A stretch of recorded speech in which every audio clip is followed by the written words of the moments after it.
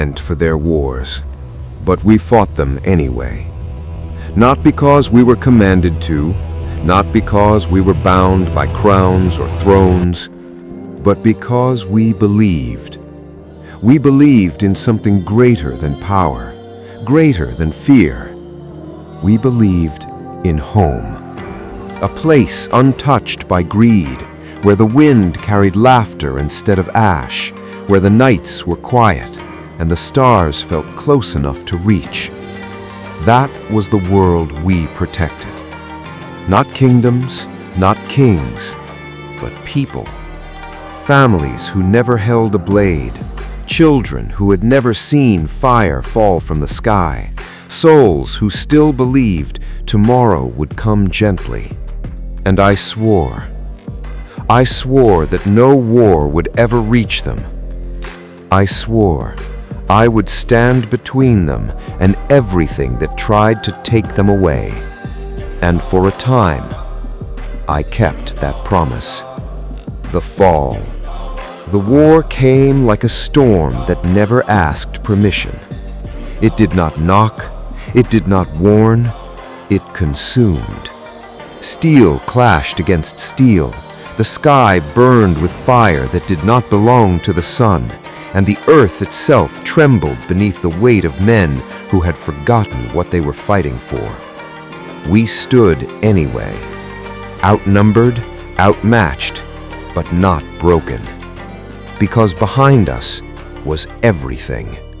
Every scream we silenced, every blade we stopped, every drop of blood we gave it willingly. Because we believed it meant something. Because we believed they would remember. And when the war finally ended, when the last echo of battle faded into silence, we thought it was over. We thought we had won. We were wrong. The betrayal. They came at dawn, not as enemies, but as rulers. Banners raised high, voices calm, promises wrapped in something that sounded like peace. The war is over, they said. The kingdom stands because of you. We should have seen it then, the way their eyes never met ours, the way their gratitude felt rehearsed. Lay down your weapons, they told us. You are no longer needed. No longer needed. The words echoed louder than any battlefield ever had. But we obeyed, because we were tired, because we trusted them, because we still believed they were worth saving. That was our final mistake. The fire started small, a single flame in the distance, easy to ignore, easy to dismiss, until it wasn't. Until the sky turned red, until the air filled with smoke, until the screams began. Not from enemies, but from our own. They didn't just take our weapons, they took everything. Homes turned to ash, voices turned to silence, lives erased as if they had never mattered. And we stood there, unarmed, watching the world we bled for burn. The breaking point. There is a moment, a single fragile moment, when something inside you begins to crack. Not loudly, not all at once, but slowly, like glass under pressure.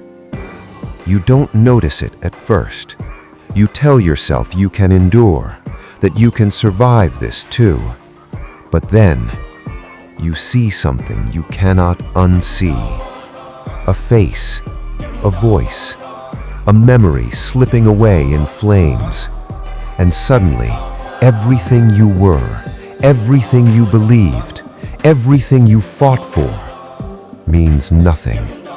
I remember the silence most of all. Not the screams, not the fire, but the silence that followed. because in that silence, something inside me died. Not my body, not my breath, but something far more important: hope. And when hope dies, it does not leave behind emptiness. It leaves something else, something darker, something colder. The transformation. That was the moment. A protector became something else. Not instantly, not completely, but inevitably. Because when you take everything from someone, when you strip them down to nothing but loss and memory, you don't destroy them, you change them. At first, it was just a feeling, a quiet whisper beneath the grief, a voice that did not ask for permission, a voice that did not care about right or wrong, only balance, only consequence. The flames that once terrified me no longer burned the same. The darkness that once followed me no longer felt like something to escape. It felt like something that belonged to me. Power does not arrive with thunder. It arrives in silence, in the space between who you were and who you are becoming. And in that space, I stopped resisting. I stopped remembering who I used to be. Because the truth was, that person died with everything else. What remained was something the world had never seen before, something they would never understand, something they would learn to fear: the legend. They whispered his name like a curse, a shadow that walked through fire and left nothing behind. Villages spoke of him in hushed voices. Children were warned of what lurked beyond the light, and even soldiers, trained to face death without fear, hesitated when the stories reached them. Because this was not a man anymore.